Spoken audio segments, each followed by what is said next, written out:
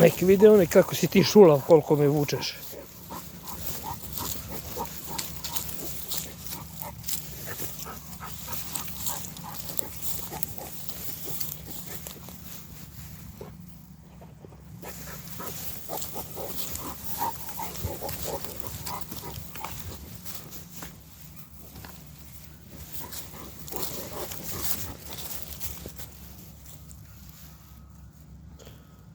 Našao si i djevojku.